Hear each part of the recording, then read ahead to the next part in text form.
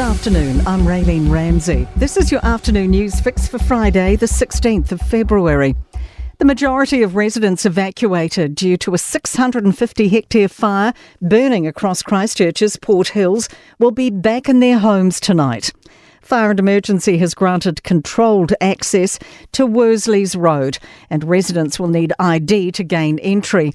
Emergency officials are waiting at the base of McVicar Drive for residents to return. Emily Ansell is there. A fire and emergency spokesperson says they're unsure who they're expecting back today, but so far 4 families have come through to the community hub. Residents with pets are being provided with a booklet of information from the Ministry of Primary Industries. All those making their way home are being told the fire is still active, and while not growing in size, they should prepare to evacuate if it takes a turn for the worse. Incident controller Des Irving says there were some flare-ups last night and those residents did the right thing. They called 111 and we responded accordingly. That's exactly what we want to happen. So for those people going back into their homes, you still must remain vigilant. A small number of residents around Summit Road are still evacuated.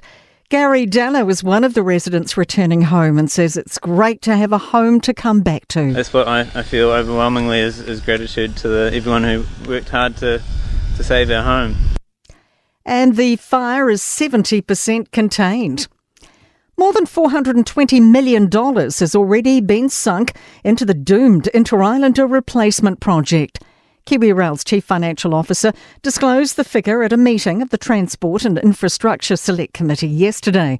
Here's political reporter Demelza Jackson. Business Desk reports the figure includes ship and terminal design costs as well as project management fees. It does not count penalties for ending the contract with the overseas shipyard engaged to provide the new Cook Strait ferries. The project was scrapped after the government declined a bid from KiwiRail for nearly $1.5 billion in additional funding. Health New Zealand is apologising to around 12,000 people affected by an alleged unauthorised data release by a former staff member. It has begun notifying those impacted, starting with a number of COVID vaccinators whose information was in a downloadable file on a US blog before it was taken down.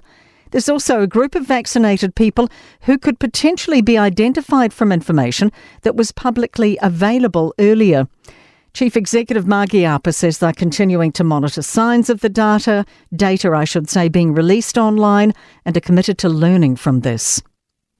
A walking track dedicated to the 29 Pike River miners killed in 2010 is opening on the South Island's west coast today. The Pike 29 Memorial Track spans nearly 12 kilometres and connects with the Paparoa Track Great Walk.